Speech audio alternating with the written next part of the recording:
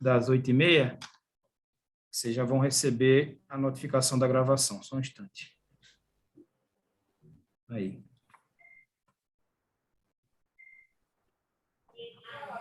Beleza. Dante, vou te colocar agora como host, tá? E aí, Dante, você vai receber as notificações e tal. Eu vou fechar minha câmera e meu áudio aqui para não atrapalhar aqui. Tudo bem? Tranquilo, E daqui na hora a que uns você, na hora que 6, você 7 minutinhos a gente já começa. Então, Tranquilo, vou fechar aqui só para não ficar atrapalhando, mas eu vou acompanhar por aqui também. Vou só dar uma reolhada nos doentes ali e já volto. Beleza? beleza, obrigado. Falou. Valeu. E aí, Bruno, tudo bom? Bom, Tranquilo. Esperando o pessoal entrar aí, a gente já começa, tá? beleza, beleza. Ô, Dante, meu áudio tá bom aí? Tá meio Tá cortado, sim, alguma coisa? Tá, tá sim, tudo tranquilo, dá tá pra bom. ouvir bem. Acho que era do Thiago, então, pelo menos. Tá bom.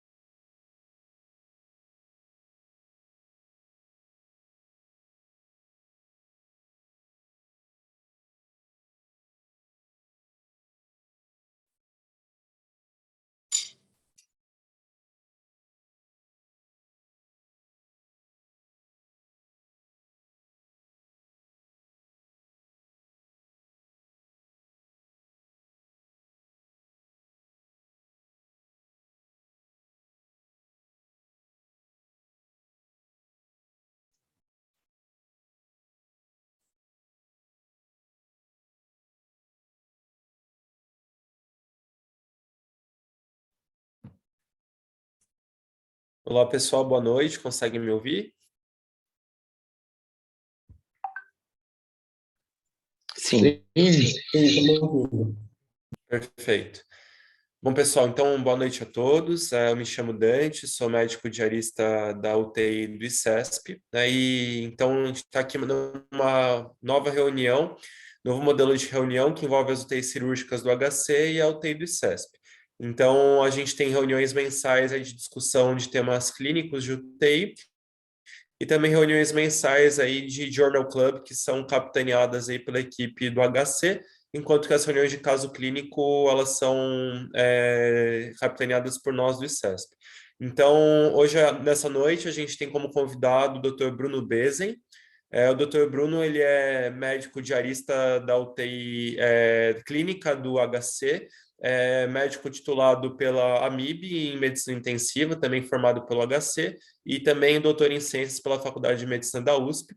Hoje ele veio falar com a gente sobre morte encefálica. Por ser um tema bastante longo, pessoal, a gente dividiu a aula dele em duas. Então, hoje será a primeira parte da aula, em que será aprofundado o tema de diagnóstico de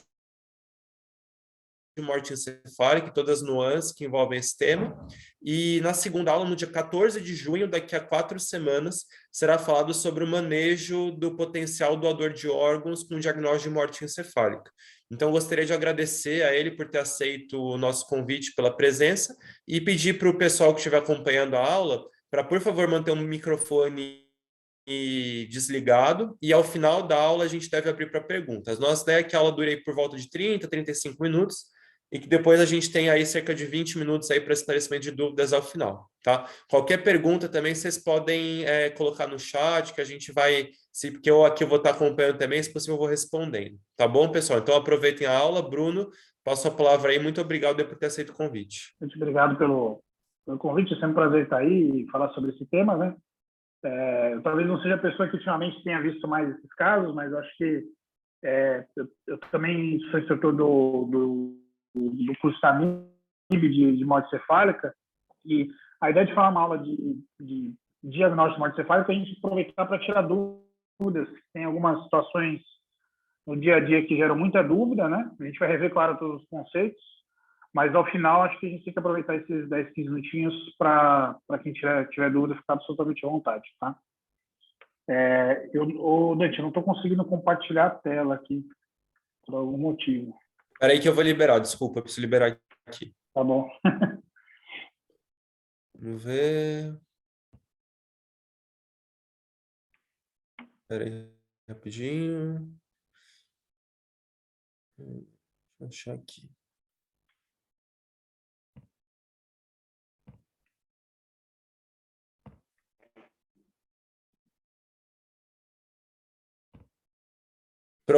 Pronto, dá uma olhadinha, Bruno, se agora você consegue.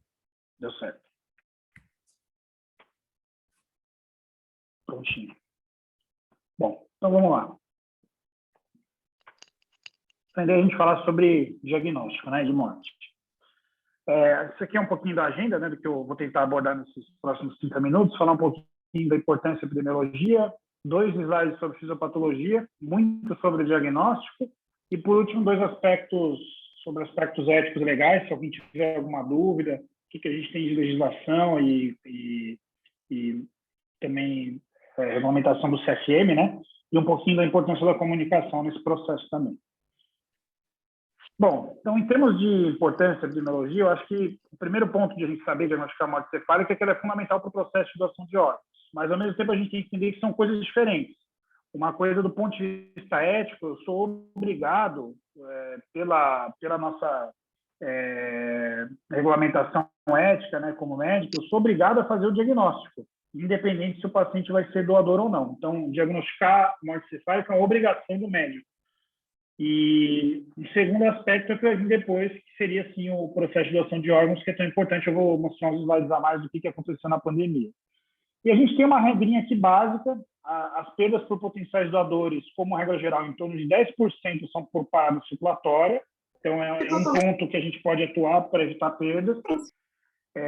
E um outro ponto, 40% das perdas são por recusa familiar. Por isso que a gente tem que falar sobre comunicação nesse processo, tá? Porque um processo de comunicação inadequado ele vai levar a uma recusa posteriormente, e a gente vai perder todo o processo que foi feito muitas vezes da melhor forma possível.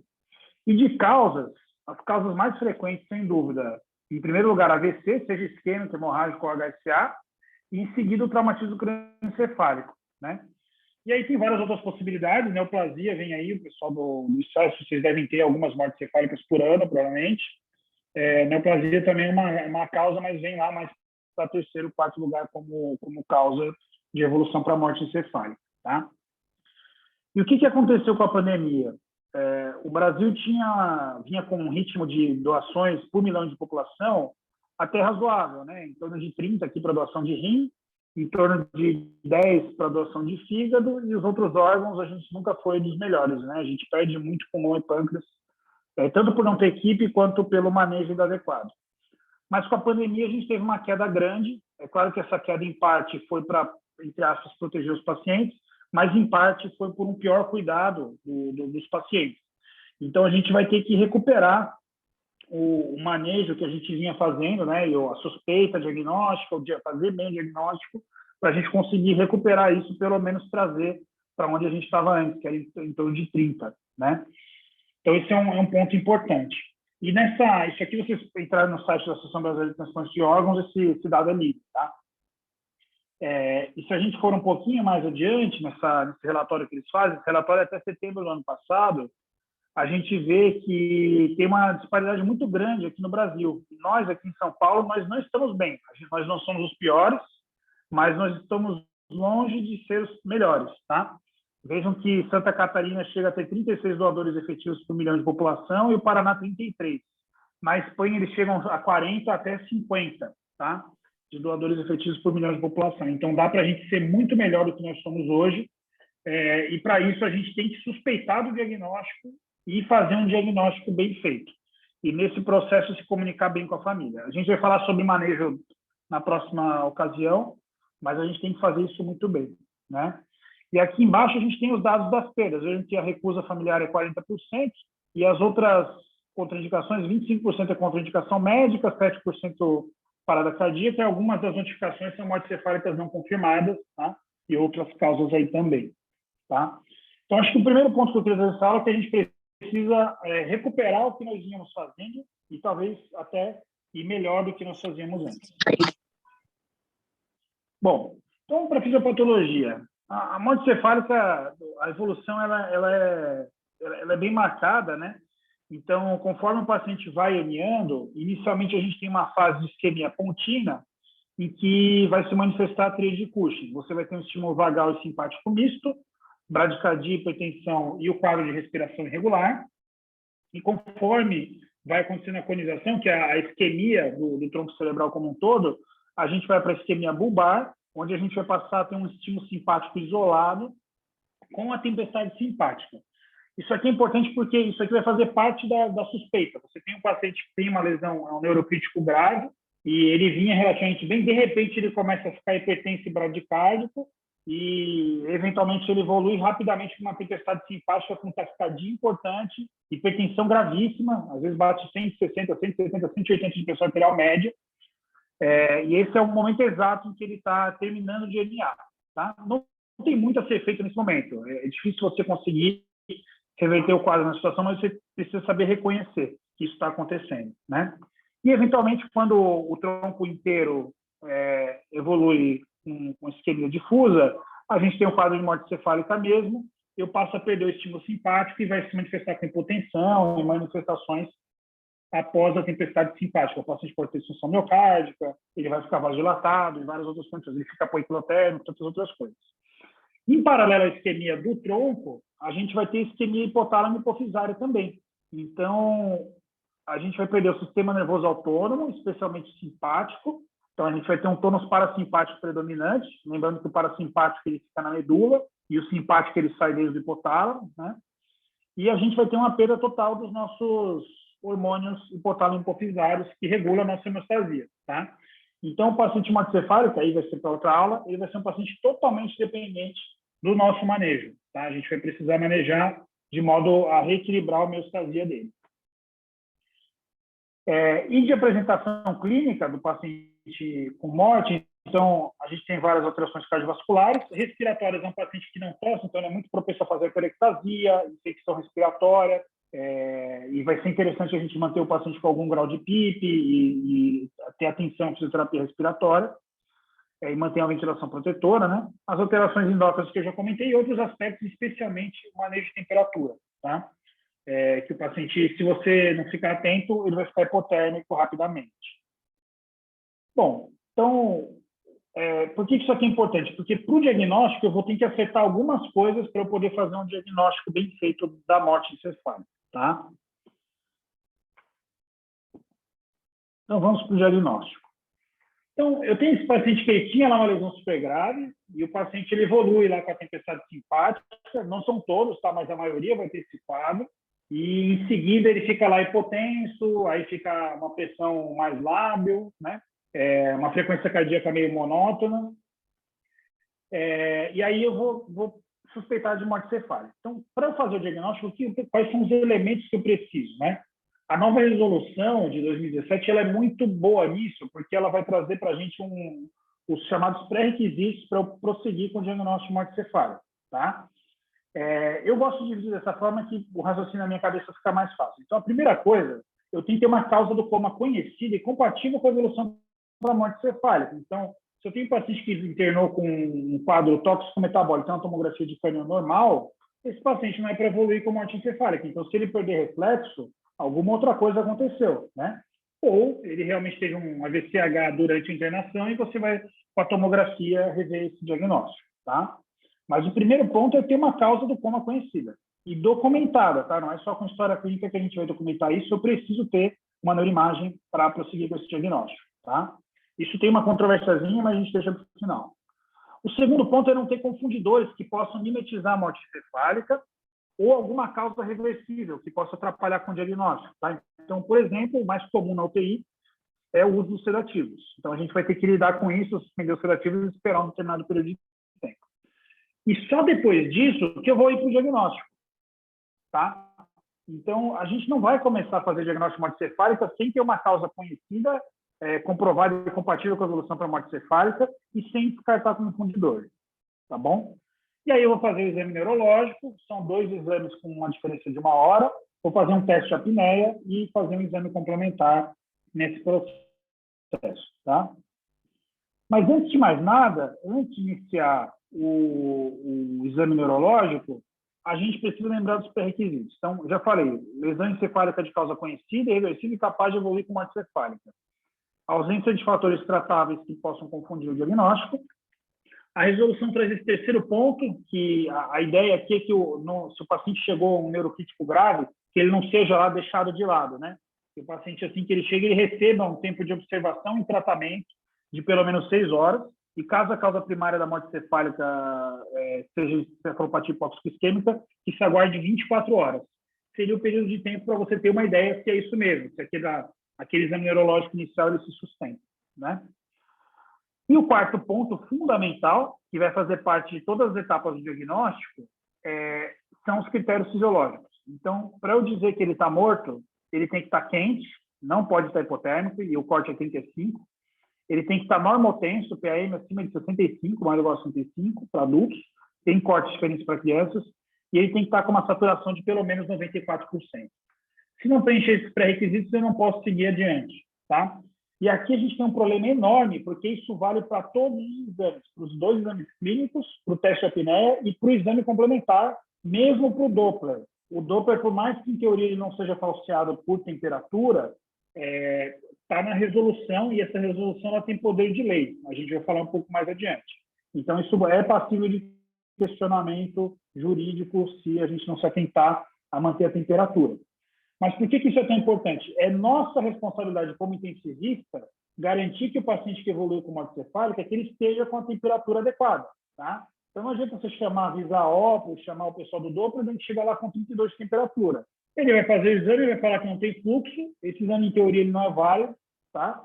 Porque a temperatura não está adequada, mas em última instância a culpa é sua, porque você como intensivista deixou o paciente de morte cefálica ficar hipotérmico. E quando chegou o exame complementar, ele foi feito numa condição inadequada, tá? Então, isso é fundamental a gente ter em mente. E eu acho que tem algo de novo que a gente teve na resolução de 2017, foi isso. Tem alguns outros pontos também, mas a gente pode discutir mais adiante também. Bom, eu acho que tem alguém com o microfone aberto aí.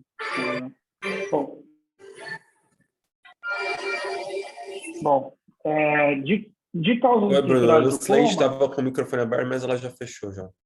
Ah, beleza. Tá bom.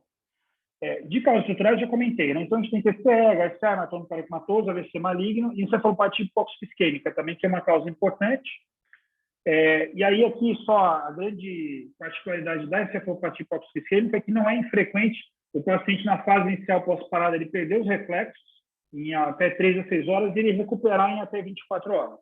E é por isso que essa nova resolução ela demanda que, frente a uma parada cardiorrespiratória, você proceda ao diagnóstico de morte cefálica apenas depois de 24 horas do evento, tá?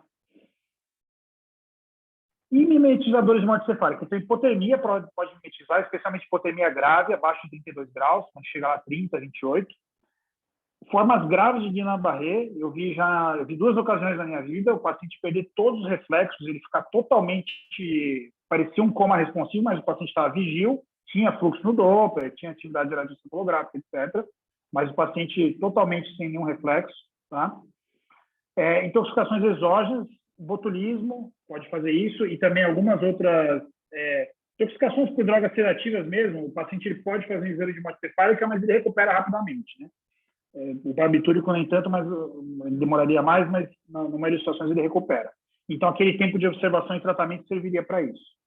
Paralisia neuromuscular, geralmente não altera a pupila, mas é um emitizador, né? Então o paciente não pode estar com isso. E o Locked-in, na verdade, ele mimetiza, mas o paciente tem motricidade ocular, então é muito mais um diagnóstico diferencial do que um mimetizador real, né? Um paciente que pareça estar em morte cefálica de verdade. E a gente vai para o próximo passo, confundidores. Então, hipotermia, eu vou corrigir para cima de 35 antes de ensinar as provas clínicas. De novo, nós estamos em UTI, onde a gente tem disponível o termômetro central. Então, um paciente morte cefálica ou neurocrítico, idealmente, ele não tem que ficar com monitor axilar, se você tiver disponível, né? Idealmente, você deve monitorizar a temperatura central, esofágica ou retal, com colchão, se tiver, tá? E aqui vai um ponto importante, isso aqui é fundamental, você ajustar o alarme do monitor, porque geralmente o alarme de temperatura, ou a gente desliga, ou ele fica apitando e ninguém percebe. Então, ajustar para, por exemplo, quando bater 35,5, para ele apitar, para você tomar uma intervenção, fazer uma intervenção em cima disso e não deixar o paciente ficar hipotérmico nesse período aqui, nessa fase do diagnóstico, tá? O outro confundidor, drogas depressoras do nervoso central.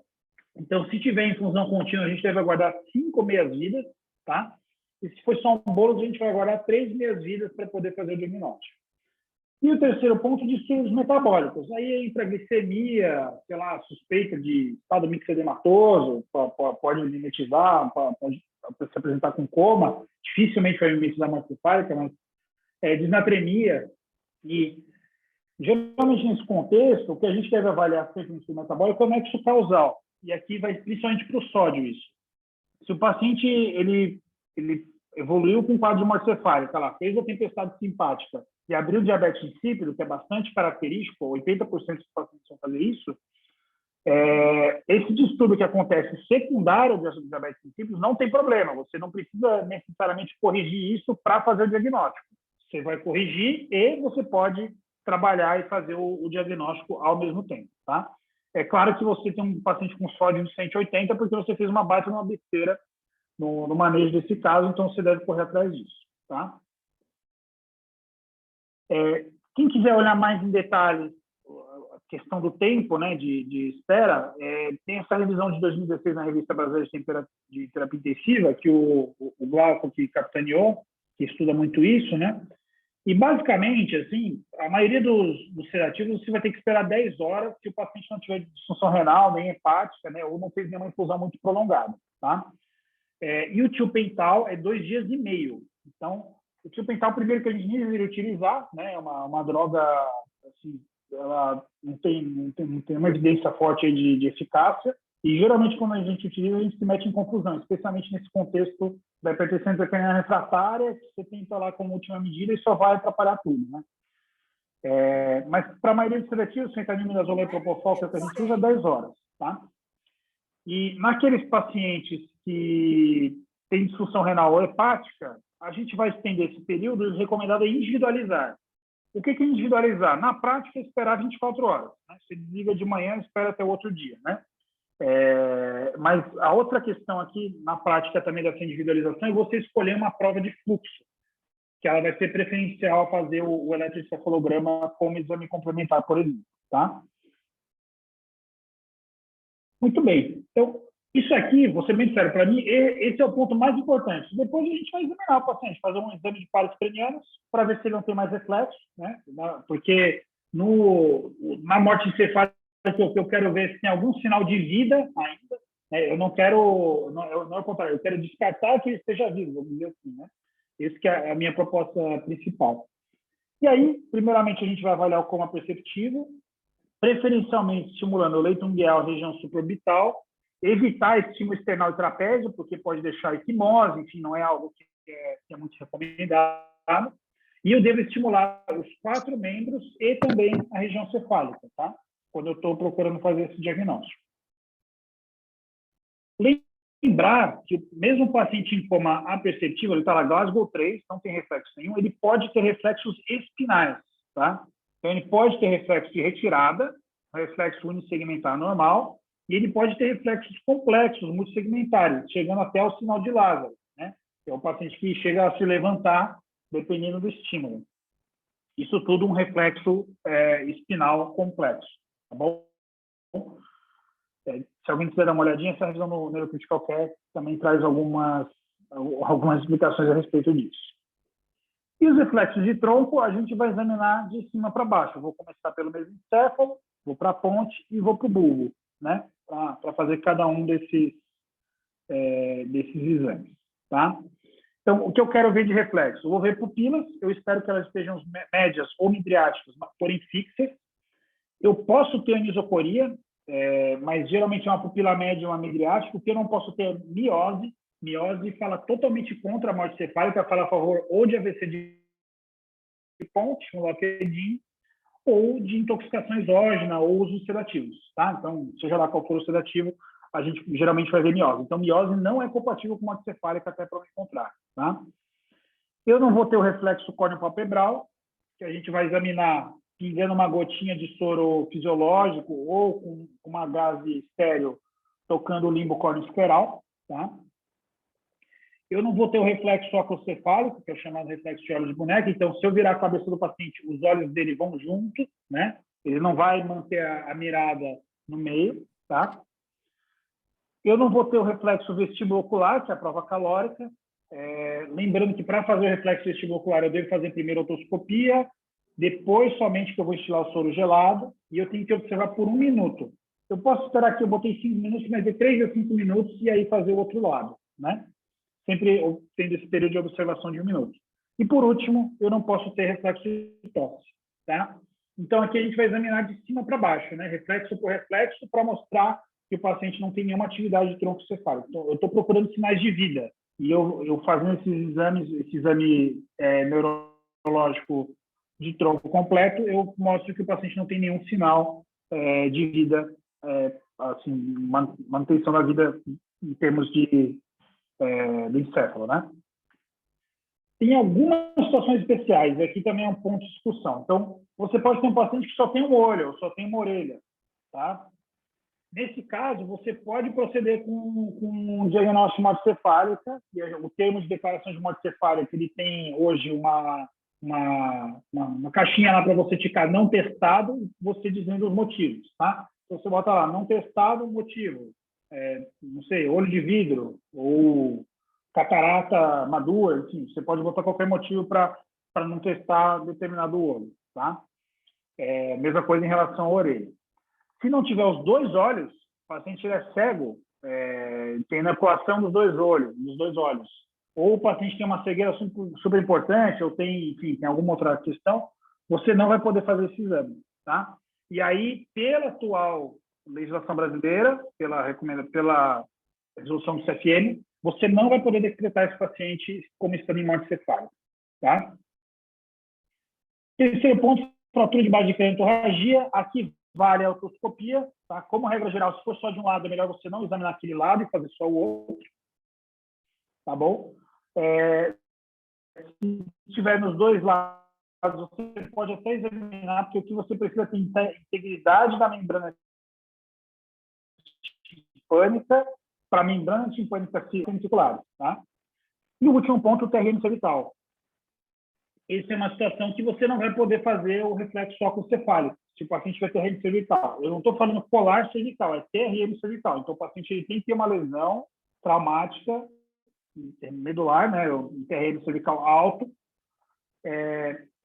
documentado. Não é aquele colar cervical que ficou lá porque alguém deixou de tirar, tá bom? Então, nesses casos, se o paciente não tem nenhuma lesão na toma, geralmente o paciente com politrauma tem toma de crânio cervical, na maioria das vezes, se ele não tem nenhuma lesão, você pode tirar o colar e fazer o exame sem problema nenhum, tá? Claro que você pode tentar compartilhar isso com o neurocirurgião, mas às vezes o neurocirurgião não está nem mais querendo saber do caso, porque ele, enfim, tentou fazer o tratamento inicial, não deu certo, aí cabe ao intensivista, muitas vezes, tomar essa decisão. Casos duvidosos, claro, compartilha a decisão. Bom, então, eu fiz o exame neurológico, eu vi, o paciente, ele não tem nenhum sinal de vida, né? Todos os exames lá ausentes, todos os reflexos ausentes. Aí, isso foi o primeiro teste, né? O primeiro exame clínico. Esse médico que fez o primeiro exame clínico, ele vai fazer a prova de apneia, tá? E a gente vê, se a prova de apneia der certo, for compatível com morte cefálica, fechou aí. Se não for, ou tiver alguma complicação, não deu para fazer, obrigatoriamente, quem fizer o segundo exame clínico tem que fazer o teste de apneia, tá? Então, a sugestão que a gente dá sempre é fazer primeiro o teste de apneia, quem for o segundo examinador, caso o primeiro não tenha dado certo, e depois fazer o exame clínico, tá bom? Para a mesma pessoa fazer os dois exames. E a apneia, para eu fazer, eu tenho que estar cuidando bem também do paciente, tá? Antes da prova, esse paciente, idealmente, ele vai ter que estar monitorizado com pressão arterial invasiva. Na maioria das vezes vai estar, mas às vezes não. Porque às vezes o paciente já chega a morte cefálica e o pessoal já bota o pé no freio, né? Então, é um paciente que idealmente tem que estar com a apneia invasiva, porque é muito difícil ficar colhendo gás, sem ter a pressão invasiva. Enfim, é uma sugestão forte, quase inquestionável, né? E eu tenho que ajustar o ventilador de modo a tentar manter o volume minuto suficiente para atingir uma PCO2 em torno de 40. Por quê? Eu vou coletar uma gasometria pré e, idealmente, o meu PCO2 tem que estar entre 35 e 45. Então, se tinha uma gás da rotina que o PCO2 estava 25, alguém hiperventilou o paciente, antes de mais nada, já ajeita isso, né? Já reduz o volume minuto do paciente para tentar deixar a PCO2 em torno de 40. O mesmo vale para o IPCAP, tá?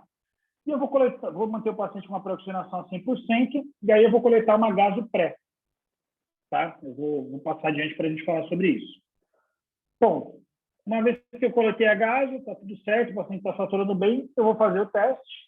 Como regra geral, a gente põe uma duração de 8 a 10 minutos, mas isso não é uma regra exata. O que eu preciso é que o CO2 suba para estimular o centro respiratório, não é necessariamente o tempo, né? E como fazer esse teste? O que eu quero é que o paciente suba o CO2 sem desaturar. Então, nesse meio tempo, o que eu vou fazer é a chamada oxigenação apneica. Eu posso fazer isso só com catéter de O2, ou eu posso deixar o paciente ventilando em CPAP, ou com válvula, ou com um próprio aparelho próprio para isso, né? Desligando o modo de backup, para eu conseguir ventilar o paciente em CPAP. Tá? E aí, quando que eu vou parar o teste? Se atingir 8 a 10 minutos, que é o tempo geralmente que a gente estipula, aqui só uma dica, a subida do CO2 para um adulto médio é em torno de 3 milímetros de mercúrio por minuto. Então, se você saiu de 40, você quer que chegue em pelo menos 55, você vai ter que esperar pelo menos 5 minutos, em média, tá? Se for um paciente jovem, com claramente assim, um alto consumo de oxigênio, uma alta produção de CO2, esse paciente vai ter 5, 6 milímetros de mercúrio por minuto. Então, o CO2 às vezes vai sair de 40 e vai acabar em 100. E se for um paciente muito idoso, às vezes sobe 1 milímetro de mercúrio por minuto, 1 a 2. Então, esse paciente é bom, às vezes é prudente você até, se ele estiver tolerando bem, claro, né? Tá bom? Bom, esse primeiro critério é o tempo, que você estipula 8 a 10 minutos, é uma regra geral. O segundo critério é se o paciente evolui com estabilidade hemodinâmica. É óbvio, você está lá fazendo o teste, ele está retendo CO2, a hipercapnia aguda, além dos vasoconstrição pulmonar e vasodilatação sistêmica. Então, ou o paciente pode fazer corpo pulmonar, ou ele pode chocar, fazer um choque distributivo, né? Então, geralmente é prudente, inclusive, o paciente está com uma noradrenalina nesse momento. E se ele estabilizar para valer, se subir um pouquinho a nora durante o exame, tudo bem, isso é normal e é esperado, faz parte do jogo, tá? Até é prudente você subir um pouquinho antes já, sair de uma PM de 80 a 90. Agora, se ele chocou de repente, você vai ter que interromper o teste, tá? E sempre que interrompe o teste, o que eu tenho que fazer? Eu vou colher uma gaso, quando eu interromper por instabilidade, tá bom? Seja hipoxemia, seja estabilidade hemodinâmica. E se essa gaso pós vier adequada, o meu exame vai ser válido, tá? Tem uma situação que eu vou interromper, eu não vou colher nada, se o paciente respirar, né? Se ele respirar, o teste de apneia é negativo, então você nem precisa coletar gaso, você vai ter que esperar. Provavelmente ele já perdeu todos os reflexos, só faltou o centro respiratório que ainda funciona, tá? Bom, você coletou a gasometria, e quando que eu considero um teste de apneia positivo? Se a PCO2 final vier maior de 55, né? E um teste inconclusivo é aquele que eu interrompi precocemente, o PCO2 não passou de 55, e um teste negativo, ou seja, o paciente não está em morte cefálica, é aquele que respirou, tá bom? O que eu faço de conduta? No teste inconclusivo, a ideia é eu dar um tempo, deixa o paciente recuperar, prepara ele melhor para o próximo teste, tá? Frequentemente, isso aqui vai acontecer por hipoxemia. Então, se você não fez a primeira prova em CPAP, a segunda passa em CPAP para você só ter que refazer uma vez, tá bom? Eu já vi ter que refazer prova 5, 6 vezes e aí não deu mais. O paciente não tolerou mais fazer, acabou evoluindo em parada circulatória, né? Tá bom? E o teste negativo, ele não está morto. Então, você vai ter que rever no dia seguinte, enfim. Aí você vai depender muito da evolução, né, da tomografia do paciente para você ver o que vai ser feito com isso, tá? A apneia também tem situações especiais. Então, na hipercapnia crônica, seja o paciente com PIC-UX, seja um DPOC, seja uma fibrose pulmonar, pela legislação atual, ele não pode proceder ao diagnóstico morticefálica, porque o entendimento da Câmara Técnica do CFM é que o paciente hipercapníco crônico ele não é estimulado pelo CO2 e que o teste de apneia não seria confiável, tá? Então, você não pode fazer. Na hipercapnia aguda, você pode, tá? E aí, nesse caso, a gente vai tentar otimizar o volume minuto e não tem problema para fazer o teste você estourar um pouquinho parâmetros protetores para chegar lá no PCO2 de 40 a 45, tá? Na resolução, ela diz idealmente a PCO2 de 35 e 45. Vai depender muito da OPA, né, que a gente está. É claro que se você fizer uma gaso inicial com PCO2 de 60, ninguém vai aceitar esse teste, tá bom? Então, no máximo, o pessoal tem aceitado até 50, se você justificar com a hipercapnia aguda, na crônica, tá? E que foi o melhor que você conseguiu fazer para levar até o teste, tá? E a outra situação é o paciente que na gasopré não atinge a PO2 acima de 200, que também está lá na resolução, como idealmente sair de pelo menos 200. Você pode fazer o teste de apneia nesses casos. O ideal é você titular esse paciente para maior PIP. Você pode até considerar prona, não é uma coisa que faça tanto sentido, né? Talvez dê mais trabalho do que o necessário. Mas, nesse caso, o que faz muito sentido e precisa ser feito é fazer o teste em CPAP. Aquele paciente que você escolhe na gasopré, ele tem uma PF de 150, ele vai desaturar durante o exame, tá? Então, a sugestão é, nesses casos, sempre fazer o teste em CPAP para você conseguir levar pela duração necessária, tá? Muito bem. Então, você fez primeiro teste clínico, fez a apneia, fez o segundo teste clínico, e aí a gente tem o exame complementar. Aqui só uma questão, o exame complementar ele não precisa ser feito por último, tá? Ele tem que ser feito, claro, depois do primeiro teste clínico, isso sim. Mas ele até, em teoria, poderia ser o primeiro exame a ser feito, tá bom? Mas geralmente quem faz o Doppler, ou seja lá qual for o exame, ele não vai querer vir fazer o exame se você nem fez o primeiro exame clínico, né? Tá? E aqui o exame complementar, eu quero demonstrar alguma coisa, ou que o paciente não tem atividade elétrica encefálica, com eletroencefalograma, ou que não tem atividade metabólica, tá? Ou que não tem fluxo, seja com Doppler, né? Aqui um Doppler com espico. E como que eu escolho o teste? O melhor teste é aquele que você tem disponível. Isso é a máxima que a gente tem. Mas a gente tem algumas questões. O eletroencefalograma, embora ele seja beta-leito, assim como o Doppler, ele tem um problema, não é que ele seja tão operado o exame e não é possível fazer diagnóstico do exame. Tá? Se a rede elétrica atrapalhar muito, às vezes o eletroencefalograma não dá certo. E o segundo ponto é que desses exames, ele é o único exame que dá falso positivo, que você pode ter o eletroencefalograma zerado, sem nenhuma atividade elétrica cerebral, cefálica, e o paciente não está morto. Isso acontece com quem? Tiopeital, tá? Como a Túrico é campeão em fazer isso. Você tem um eletroencefalograma plano e o paciente ele poderia ainda ter fluxo, por exemplo, pelo Doppler, tá? Então, nessa situação, tiopental, ou sedação prolongada, paciente com insuficiência renal, insuficiência hepática, evitar o eletroencefalograma e ir para exame de fluxo ou de metabolismo, tá? O Doppler, a grande vantagem é que ele é beira-leito, ele é operator dependente também. A gente, no HC, né, no nosso complexo, a gente tem uma equipe muito boa de Doppler, então a gente não tem nenhuma dificuldade com isso. Mas tanto o Doppler quanto a arteriografia tem falso negativo. Se o paciente for craniectomizado, ele pode ter fluxo residual, tá? E aí você tem que fazer é mudar de método, tá bom? Não adianta ficar fazendo Doppler de 12 em 12 horas, que se ele é craniectomizado, geralmente vai manter fluxo residual por causa disso, tá? A arteriografia, desvantagem, transporte, né? Injeção do contraste. Em teoria, não tem nenhum impacto, por exemplo, em vir transplantado isso, tá? Então, do ponto de vista prático, tanto faz, mas dá mais trabalho, né?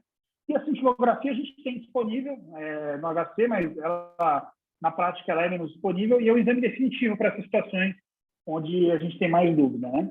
Tá? Ele vai mostrar lá que não tem nenhuma captação de radionuclídeo na região encefálica.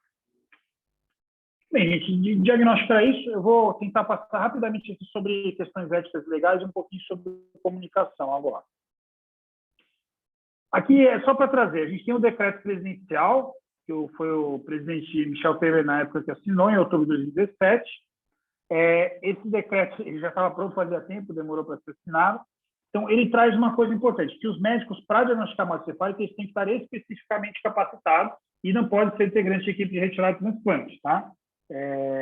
Você pode até ser um plantonista da UTI, tá? De transplante, mas você não pode ser o transplantador ou, enfim, alguém que maneje diretamente o paciente transplantado no dia a dia, né?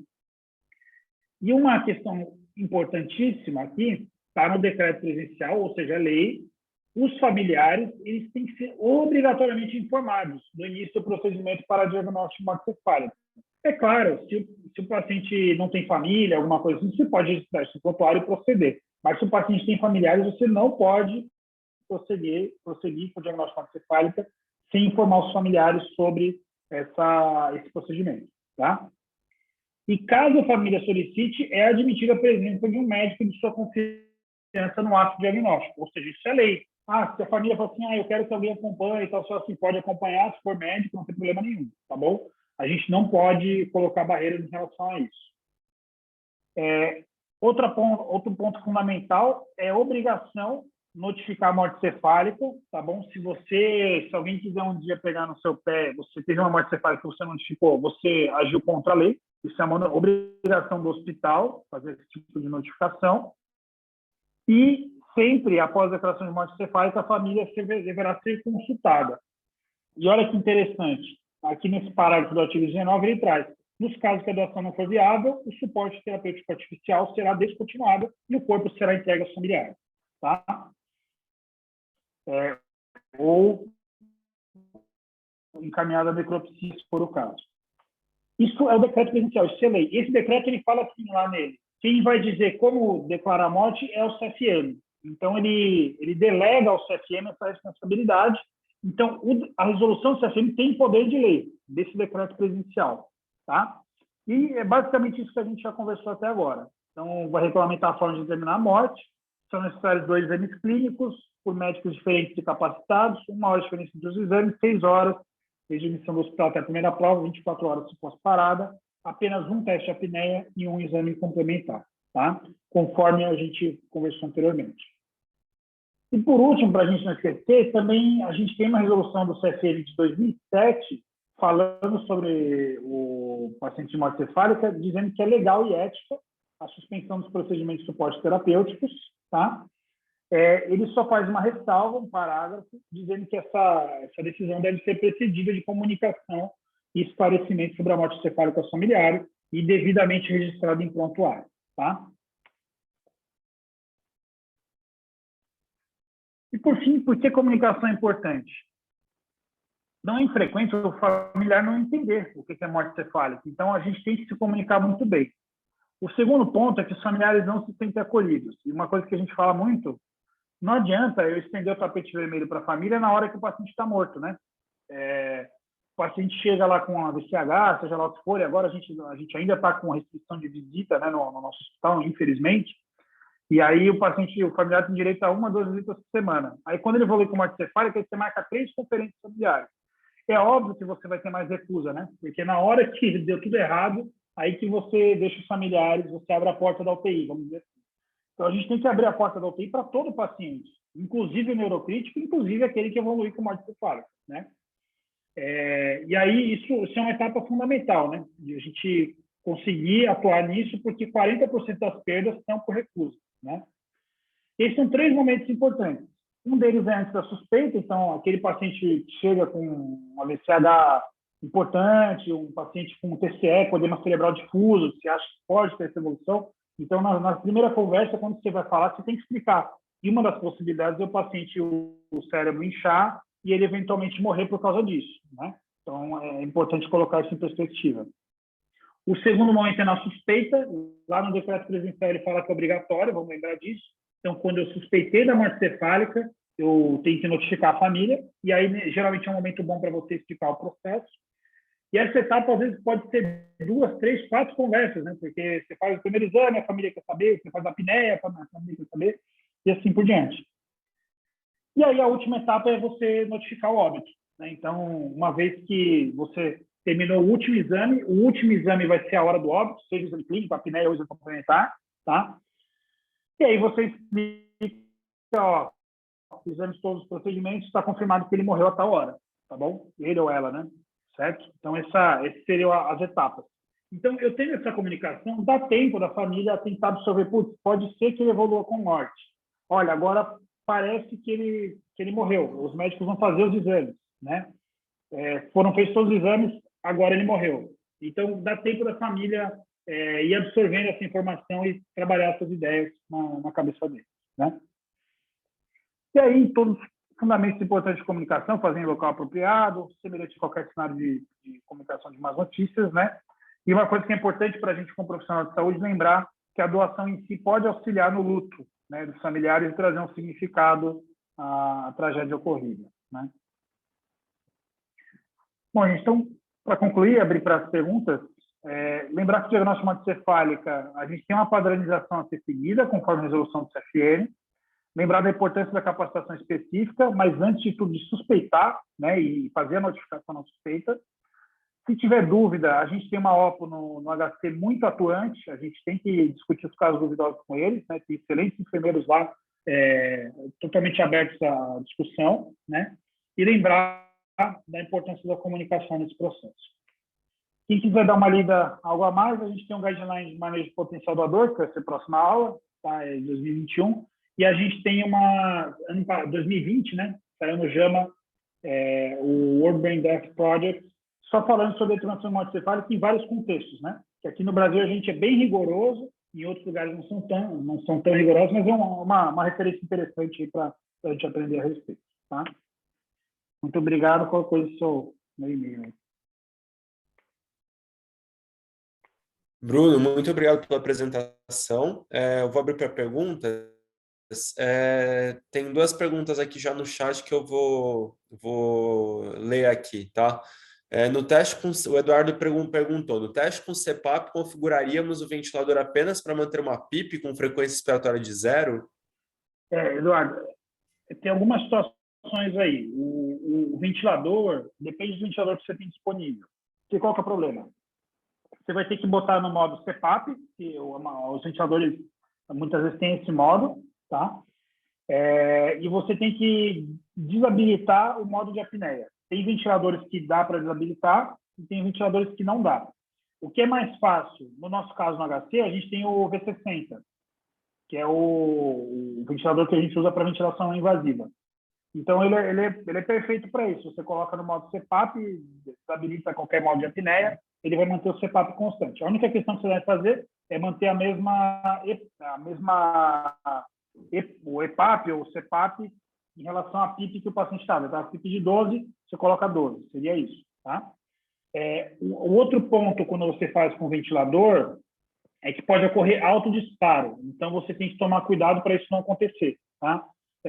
Se o ventilador estiver muito sensível, pode acontecer autodisparo durante o teste, tá? Então, é uma coisa para a gente ter em mente. Não sei se eu respondi, não sei se... Acho que sim. Tá bom. Aí, próxima pergunta, Bruno Rafael perguntou, não ouvi bem a parte da hipercapnia crônica. Se o paciente já tiver hipercapnia crônica, por exemplo, de 55, considera uma subida de quanto como teste positivo? Boa pergunta. A resolução atual não fala em subida, tá? Alguns lugares do mundo eles consideram que se subir 20 de mercúrio, né, se você saiu de 60, foi para 80, que isso seria válido. Aqui no Brasil, não. Não é o entendimento da Câmara Técnica do CFM. Então, o paciente com hipercapnia crônica não pode fazer o teste de apneia, tá? E não podendo fazer o teste de apneia, ele não pode ser declarado morto por critérios neurológicos no Brasil.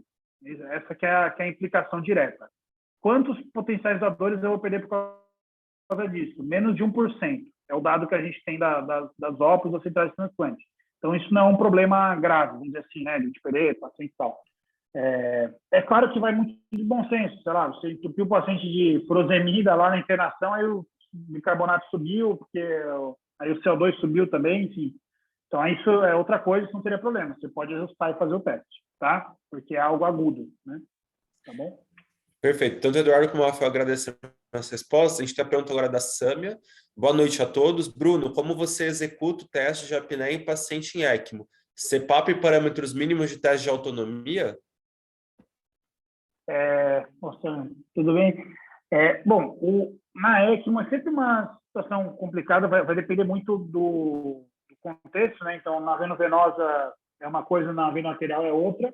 Na vena arterial é mais fácil, porque você mantém o fluxo de sangue, você só vai reduzir o quanto você está lavando de CO2, né? Então, na ECMO vena arterial isso é muito mais fácil de fazer, tá? E aí você prossegue para o teste normalmente.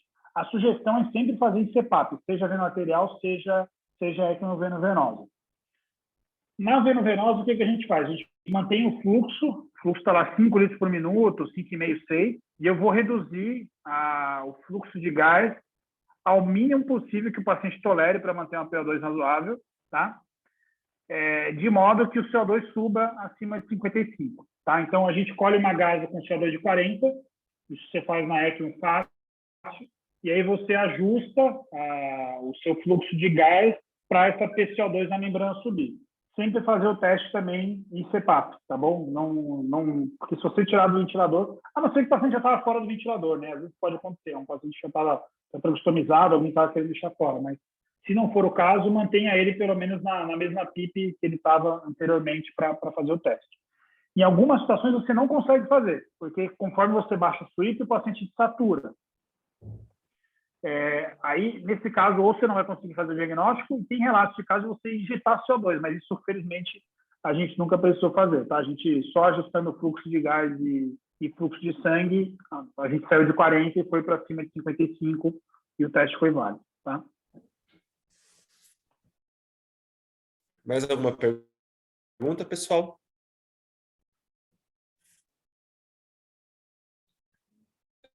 Alguém mandou aqui, o Eduardo, e nesse caso, no qual realizamos suspensão de morte encefálica, realizamos o diagnóstico, preenchemos a DO e prosseguimos com a suspensão das medidas invasivas. Nesse caso, o pai de um paciente vai ficar algum tempo com sinais vitais estáveis, ainda internado. Não entendi a Bom, pergunta, Eduardo. não. Ô, Dani, Eu- não, mas uma dúvida técnica, por exemplo, a gente fez a suspeição, fechou o diagnóstico, preencheu a DO, e vamos supor que não seja candidato, enfim, a família não quis que fosse doador e tal. Aí a gente, pelo que deu para entender, a gente está autorizado a desligar as medidas invasivas em relação a drogas e tudo, né? É esse tempo que ele ficaria um tempo ainda internado, em tratos assim, né, com sinais vitais estáveis, mesmo quando a DO preenche. Vamos lá, Eduardo. A situação é sempre complexa, né? Porque, na verdade, geralmente a gente fala muito o que a gente não vai fazer, né? Quando a gente lida nessa situação. Então, a gente tem que ser muito assertivo na comunicação e por isso que é tão importante ter aquele passo a passo. Porque se ninguém falou nada para a família, de repente você fala assim, olha, ele está em morte cefálica, a gente vai desligar os aparelhos. A família fala, não, pelo amor de Deus. E aí vai acontecer o que aconteceu no Rio recentemente, um tempo atrás, aí que a família abraçou o hospital, tal. O diagnóstico estava correto, mas a comunicação foi incorreta. Então, a gente sempre tem que assumir nesses casos que o erro é nosso, tá? Que a gente não se comunicou direito. Então, vamos entender alguns cenários. O paciente era um AVC, tá? Você notificou a morte cefálica, a OPA falou com a família. Uma questão super importante, na comunicação, você, como médico assistente, você não tem nada a ver com a doação, você está lá para fazer o diagnóstico, que é a sua obrigação ética e legal, tá? Tanto ética pelo CFM, legal pela legislação, você é obrigado a fazer isso. Você faz o diagnóstico. A doação é uma outra etapa, outra pessoa vai conversar. Isso é super importante. Se a família perguntar, você fala assim, olha, eu não tenho a ver com a doação, a gente está aqui para cuidar dele, para fazer o diagnóstico, né? E aí, tudo bem, a família entendeu que não é para doar e é um AVC. Nesse caso, você preenche declaração de óbito e, geralmente, nesse caso, a gente tem que ser muito claro e falar assim, ele morreu, a gente vai entregar o corpo para vocês. Então, eles vão perguntar, vocês vão desligar os aparelhos? Eu não gosto de usar essa terminologia, porque não é desligar o aparelho, ele está morto. Você vai entregar o corpo para a família, é isso que você vai fazer, né? Entendeu? Então, assim, a diferença é que o paciente com morte cefálica, ele é o morto-quente, porque ainda está com o coração batendo, e o paciente que morre, que tem parada cardíaca, ele está frio e não tem mais batimento cardíaco no monitor. Então, você vai desligar o monitor, você vai desligar drogas ativas, você vai estubar o paciente, acabou. E em 5 minutos, com o paciente estubado, ele vai evoluir, tá? O que é um cenário ruim? É você não desligar a droga ou só desligar, assim, né? Só desligar a droga usativa ou manter a droga usativa e não estubar, né? Porque aí realmente pode acontecer isso que você falou de ele continuar ali dias e dias. Isso pode durar dias, tá? E é muito ruim, porque o paciente já está morto, né? Então, nesses casos, se você demorar demais, inclusive, na declaração de óbito num dia e a família for levar no cartório 4, 5 dias depois, o cartório às vezes manda a declaração de volta, perguntando a respeito disso, né? Então, a gente tem que tomar cuidado para não entrar nessa cilada e depende muito da nossa habilidade de comunicação, tá? E tem a situação do IML, então é muito comum trauma, nessas situações o paciente vai ter que ir para o IML, então você faz o diagnóstico, nesse caso você preenche a guia de encaminhamento para o IML, indo para a doação ela vai junto, né? E indo para, se não for para doação, você só vai encaminhar para o IML, você não vai declarar o óbito. E aí um ponto fundamental, declarar a morte é diferente de saber a causa da morte. Você pode ter um paciente que evoluiu morte cefálica por encefalopatia hipóxico isquêmica, por exemplo, teve uma parada cardíaca em casa, evoluiu com encefalopatia hipóxico isquêmica. E não deu tempo de fazer um CAT, você não sabe o que aconteceu exatamente. Esse paciente você vai dizer que ele está morto, ele pode doar, mas você vai encaminhar para o FDO, tá? Não tem problema nenhum você fazer isso, porque declarar a morte é uma coisa e a causa da morte é outra coisa, tá? São coisas diferentes, tá bom? Não sei se eu gerei dúvida com isso, mas isso é uma questão importante também para o dia a dia, tá? Bruno, só complementando complementando o que você falou, pessoal, assim, a questão do diagnóstico da morte encefálica tem que ser feito rigorosamente conforme a lei manda, tá?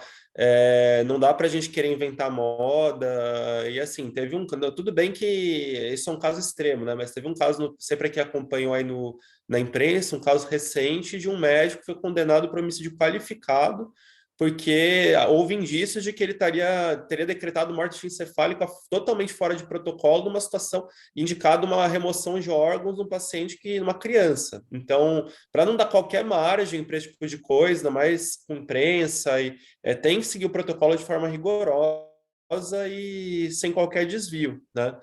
Acho que o Bruno tem bastante experiência com isso e qualquer desvio de protocolo faz com que a declaração seja totalmente invalidada pela OPO, né?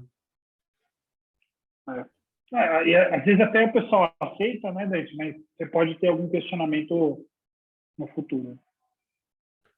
A Juliana perguntou aqui, poderia repetir, por favor, em caso de otorragia bilateral, por exemplo, fratura de base de crânio, como fazer o teste vestíbulo calórico?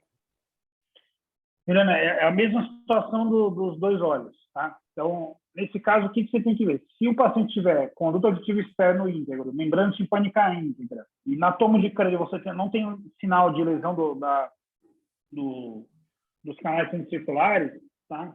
Você não pegou bem aquela região, você pode fazer de um lado só, por exemplo. Agora você destruiu as duas membranas timpânicas, foi uma fratura de crânio, de base de crânio dos dois lados, né?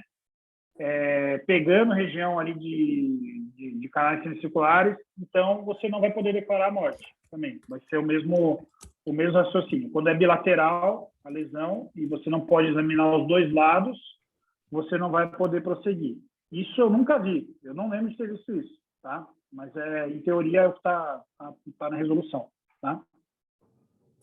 Só para avisar, a Samia deu aqui um retorno, tivemos sucesso assim mesmo, ajustando o pré-teste com CO2 a 40, mas o tempo de teste foi um desafio. Obrigado. Dando um retorno aí sobre o comentário da ECMO, tá? Bruno, para encerrar, eu queria já aproveitar e fazer uma ponte já para a próxima aula, fazer uma pergunta. A gente tem no ICESP, todo mês a gente tem casos de morte encefálica, geralmente associados a sangramentos tumorais, AVCs extensos, e outras causas mais clínicas não relacionadas a trauma e muitas vezes relacionadas à doença neoplásica de base, né? Eu recebo questionamento de muitos residentes e plantonistas de se para aquele paciente com doença metastática, se realmente tem que chamar a OPA e fazer todo esse processo, já que esse paciente com certeza não vai ser doador de órgãos. Qual que é a sua visão a respeito disso? Olha, se a gente fosse seguir a risca o que está no decreto presidencial e na resolução, todos os casos você deveria seguir adiante, tá? Mesmo essa situação. O segundo ponto tudo bem que tem situações que são bem óbvias, mas às vezes a gente acha que não pode doar e o paciente tem uma neoplasia nervoso central, que é um glioma intermediário ali, que, por exemplo, poderia prosseguir com a doação. Então, a gente não deve assumir isso. Eu acho que faz sentido a gente avisar a OPO e definir. E o terceiro ponto de experiência pessoal, eu já tive uma situação que era essa situação, a gente comunicou a OPO e disse assim, olha, não, a gente nem vai abordar porque é muito idoso tal. E aí eu resolvi tentar conversar com a família de cuidado paliativo e extubação paliativa, normal. Seguir um caminho de terminalidade sem seguir o caminho da morte cefálica. E foi mais difícil, eu posso dizer, porque a morte encefálica aqui no Brasil, as pessoas têm uma noção. A gente acha que não, mas as pessoas têm uma noção. Então, se você seguir o protocolo, e hoje em dia você faz isso se você quiser, você faz em 3 horas. Faz um exame clínico, faz a apneia, faz outro exame clínico e faz o Doppler. Então, não tem grande demora em fazer o diagnóstico, né? Às vezes é mais fácil você fazer o diagnóstico, apresentar isso para a família e aí comunicar que você vai entregar o corpo, do que você seguir uma linha ali do meio do cuidado paliativo, limitação de suporte, e a coisa se estender ainda mais. Então, a minha sugestão atual é geralmente seguir adiante, tá? E ainda mais aqui no HC, né, Dante? A gente tem disponível, não vai ficar sem o teste, né? Não ficar sem fazer o dobro, etc. Né? Não, perfeito. A gente, no ICESP, eu tenho orientando a gente seguir justamente esse mesmo racional, também pela questão de brevidade, a angústia da família é muito grande também, e eu concordo que o entendimento aí de morte encefálica é bem maior do que de retirada de suporte e extubação paliativa no Brasil, pelo menos. Eu acho que isso é um conhecimento que é razoavelmente difundido, né? É. Tá bom. Bom, beleza. Bruno, muito obrigado, então, pela participação. A gente se vê daqui a 4 semanas, então, na segunda parte dessa aula, tá? Algumas pessoas mandaram elogios aqui em box também, agradecendo. Eu aviso que a aula vai ficar gravada com o Thiago, que é o responsável da UA, que está gravando a aula. Ela vai ficar disponível para vocês aí nos próximos dias. Eu mando o link aí para todo mundo que assistiu, tá? Alguma consideração final, Bruno? Não, só agradecer mesmo. Obrigado. Beleza. Mais uma vez, aí, obrigado. Boa noite para todo mundo, pessoal. Bom descanso aí.